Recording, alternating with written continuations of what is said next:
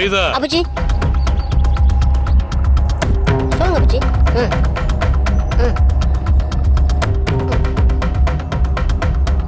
ஓ சரிங்க அப்புச்சி. இவன் முதல்ல போனான் துப்பாக்கியை தூக்கிட்டு வந்தான், இப்ப எதை தூக்கிட்டு வர போறானோ? கண்ணை வேற வலிக்குது. என் சக்தி, நீயே வரேன்னு ஒத்துக்கிட்ட, இன்னும் உங்க அப்பாச்சி ஒன்னு அனுப்பி வைக்காம சஸ்பென்ஸ் வைக்கிறாரு.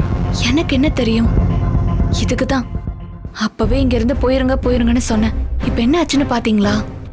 அப்பச்சி கிட்ட மாட்டினா அவ்வளவு சீக்கிரத்துல விடவே மாட்டாரு.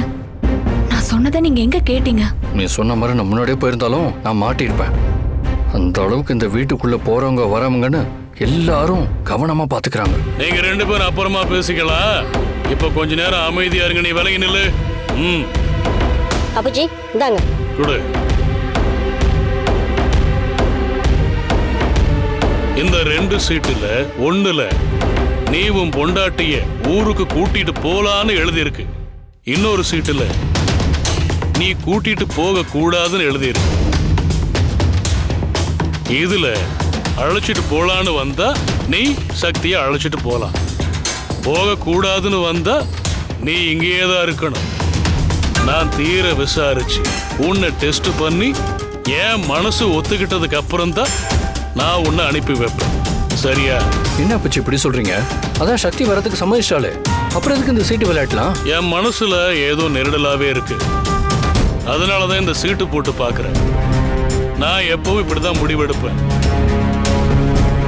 சரி, கேள்வி மேல கேள்வி கேட்காது, சீட்டை குலுக்குறேன். அப்படின்னா இந்த சீட்ல சக்தியை கூட்டிட்டு போக கூடாதுன்னு வந்துச்சுன்னா நான் கூட்டிட்டு போக கூடாது, அப்படியா அப்பச்சி? அதத்தான் நான் தெளிவா சொல்லிட்டேனே, அப்புறம் என்ன? ஏய், இதை போடுங்க அப்புச்சி.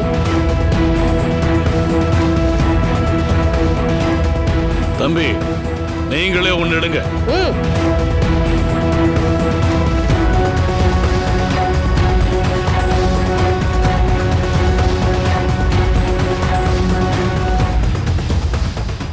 கடவுளே, இந்த டைனோசரஸ் கிட்ட இருந்து எப்படியாவது என்னை காப்பாத்து. இந்த சீட்ல போகலான்னு வந்திருக்கணும்.